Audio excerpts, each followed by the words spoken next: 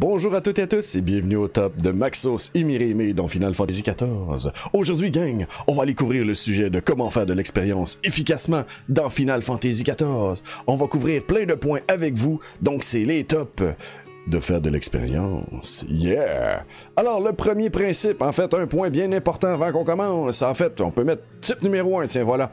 Alors, principe de base, la nourriture et les scrolls d'expérience, les équipements, et toutes les buffs de compagnie libre. Partez tout le temps ça quand vous allez faire de l'expérience. Donc, utilisez votre nourriture, c'est 3%, mais je vous garantis que le 3% c'est du long terme, ça va paraître. Les scrolls d'expérience, donc si vous faites du crafting, du gathering, ou si vous allez chercher ceux-là de votre compagnie libre, il y a un buff que vous fait avoir de plus 20% d'expérience. Encore une fois, c'est pas énorme, mais ça va paraître. L'équipement aussi, quand vous êtes bon niveau, il y en a qui sont disponibles jusqu'au niveau 30. Mais si vous avez acheté des expansions en précommande, des fois vous allez avoir des boucles d'oreilles spéciales qui augmentent l'expérience obtenue. Assurez-vous de l'équiper en tout temps. Et aussi, même chose pour les compagnies libres, assurez-vous d'avoir les bonus d'expérience autant au niveau des artisans, donc les crafters, gatherers, donc les récolteurs, ou sinon les classes de combat. Assurez-vous de les avoir en tout temps. Pour tout ce qu'on va vous donner comme conseil, ça va accélérer le processus encore plus. Fait qu'on va y aller avec justement un autre point. Les roulettes à chaque jour. Oui, un point très pratique, très efficace. Faites vos roulettes à chaque jour. Il y a un reset qui est fait à 11h du côté de l'Est, côté nord-américain, mais je crois que c'est 5h de l'après-midi, 17h côté européen. Donc, assurez-vous à chaque jour de faire vos roulettes, que ce soit la leveling, donc celle-là pour monter vos niveaux. Vous avez aussi les défis, vous avez les popées, vous avez les raids, les raids dans l'Alliance et aussi les raids normaux. Donc, assurez-vous de faire, en fait, même les donjons aussi. En tout cas, bref, faites les roulettes, gang, à chaque jour. C'est extrêmement utile pour monter vos niveaux. Évidemment, ils fonctionnent ceux-là juste pour les classes de combat. La grande majorité d'entre eux, les conseils qu'on a, c'est pour les classes de combat, mais vous allez voir, il y en a une couple qui vont être pratiques. Ensuite de ça, vous avez aussi le palais des morts et le pilier des cieux que vous pouvez faire en spam. Donc, pour le palais des morts, rendez-vous jusqu'au niveau 51 à 60 pour le donjon. Et pilier des cieux, c'est le 21 à 30. Et faites-le en boucle. Très rapide, très efficace. Si vous avez 4 joueurs qui veulent performer, vous allez voir, ça rentre extrêmement vite pour l'expérience. Il y en a aussi un autre qui va être très pratique à savoir, gang. De l'expérience dans Bozia. Bozia, c'est quoi? C'est une zone de combat quand vous êtes à partir du niveau 71. Vous pouvez prendre n'importe quelle classe de combat qui doit être qui est 71 pour monter ces niveaux. La première fois que vous rentrez, vous devez avoir un niveau 80, mais dès que vous y entrez, vous pouvez changer en tout temps de job à l'intérieur et monter tous vos jobs qui sont au niveau 71 et plus. Ça vaut vraiment la peine, c'est extrêmement rapide cette zone-là, je le recommande. Il y a une autre façon aussi qui peut être très efficace, donc c'est quoi? C'est faire les donjons de votre niveau. Donc, selon le niveau que vous êtes, allez voir dans la liste de tous les donjons et prenez celui-là et faites-le en boucle. Ça peut être extrêmement rapide, extrêmement efficace pour aller chercher un maximum d'expérience dans le moins de temps possible. Une autre stratégie aussi que vous pouvez utiliser, celle-là fonctionne autant sur les classes de combat que sur les artisans et les récolteurs, donc les crafters et gatherers. Les mandats. Les mandats, c'est une chose très importante que vous avez une limite par semaine, en fait, on va dire par 12 heures, c'est 6 par 12 heures, excusez, 6 par 24 heures, désolé. Donc, je vous recommande fortement de faire vos mandats et de vous assurer que le chiffre soit jamais au maximum pour aller chercher un maximum d'expérience, autant au niveau des récolteurs que des artisans, que des classes de combat. Pour les classes de combat, il y a une certaine limitation, je crois que c'est niveau 60, il n'y en a plus de disponible par la suite, mais vous avez d'autres solutions pour les classes de combat, donc soyez rassurés, c'est une très belle stratégie aussi pour monter vos niveaux. Ensuite de ça, un petit détail pratique, un petit point là, super important. À toutes les fois que vous quittez le jeu, assurez-vous d'être dans une ville.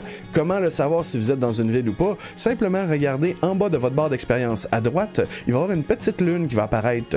C'est ce qu'on appelle la Blue Experience. Donc, l'expérience bleue, c'est une petite barre qui va virer, soit elle va être jaune, puis quand elle défonce votre niveau, elle va être rendue bleue. Pourquoi? Ça va doubler, en fait, ça va augmenter, excusez, de 50% votre expérience que vous allez gagner dans toutes les tâches que vous allez faire. Donc, je vous recommande fortement de toujours quitter dans une ville. Ce n'est pas faire de l'expérience, mais ça cumule de l'expérience pour vous, donc ça augmente vos niveaux. Une très bonne recommandation. Un autre point, que celui-là, je le recommande fortement, que j'ai fait beaucoup, mais ça peut jouer contre vous, c'est pour ça que je vous en fais part. Le PVP. Le PVP, ce qui est le fun dans Final Fantasy XIV, vous pouvez y accéder dès que vous avez fait vos quêtes pour vous rendre aux grandes compagnies, et dès que vous y avez accès, vous pouvez vous rendre en PVP. Ce qui est intéressant avec ça, c'est que chacune des classes que vous avez, eh bien, peut rentrer dans le PVP. Un petit détail à savoir, vous avez des habiletés qui sont disponibles en PVP seulement, et donc vous n'avez pas besoin d'avoir des niveaux spécifiques. Vous les avez déjà dès que vous atteignez, je crois que c'est un minimum de niveau 30 pour avoir comme votre job upgradé avec les cristaux. Pour ceux qui ne savent pas, vous allez voir au fur et à mesure. Mais quand vous faites le PVP, si vous gagnez un match, ça donne énormément d'expérience, surtout les lignes de front. Le frontline qu'on appelle ça, donc c'est le front, je pense en français, oui voilà. Donc je vous recommande fortement de vous lancer dans le PVP, ça monte très rapidement les niveaux. En plus, surtout la roulette de PVP qui peut monter des fois jusqu'à 2 niveaux si vous gagnez.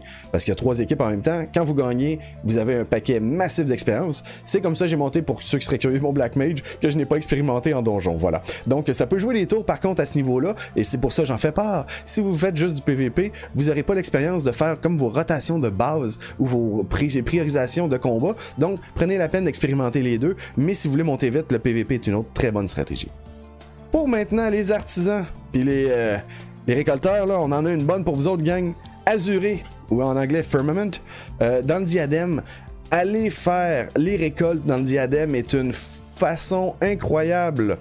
Puis là, je dis bien incroyable pour le diadème, évidemment, c'est pour les gatherers, donc les récolteurs, mais dans Firmament, de faire les quêtes d'artisans, c'est extrêmement payant, même si la fête est terminée en tant que telle, si on a fini de restaurer enfin Ishgard, vous pouvez encore les faire pour l'instant, je sais pas jusqu'à quand.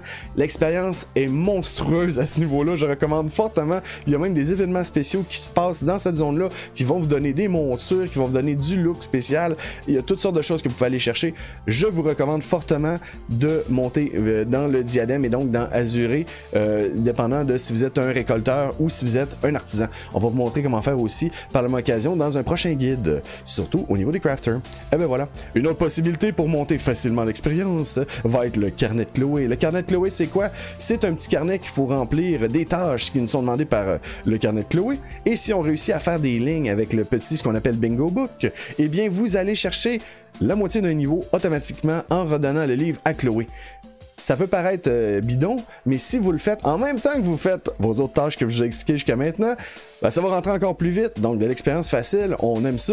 Le carnet de Chloé, gang, c'en est un pour vous autres. Donc, une autre stratégie aussi que vous pouvez avoir maintenant pour seulement les crafters, il y a les custom deliveries, crafter et gatherer, excusez-moi. Vous pouvez faire des custom deliveries, donc vous avez des tâches à faire et vous pouvez aller reporter les objets qui vont être à Zloé, pas Chloé, mais Zloé, qui est juste en face de Chloé. C'est mêlant, vous allez voir au fur et à mesure quand vous aurez les custom deliveries, donc les livraisons spéciales, et ça va vous donner énormément d'expérience pour monter, et vous pouvez le faire une seule fois par semaine, donc je recommande de les faire à chaque semaine.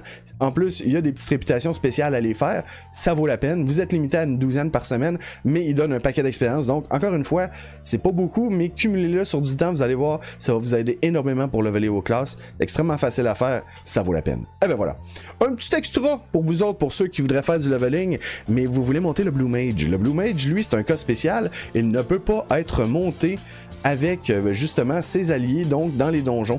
Il n'y a pas le droit aux roulettes, le Blue Mage. Vous pouvez aller, un petit conseil rapide comme ça, dans Azisla ou dans les zones comme... c'est ça, le Deluxe, en fait, des lacs, et vous pouvez farmer pour votre Blue Mage.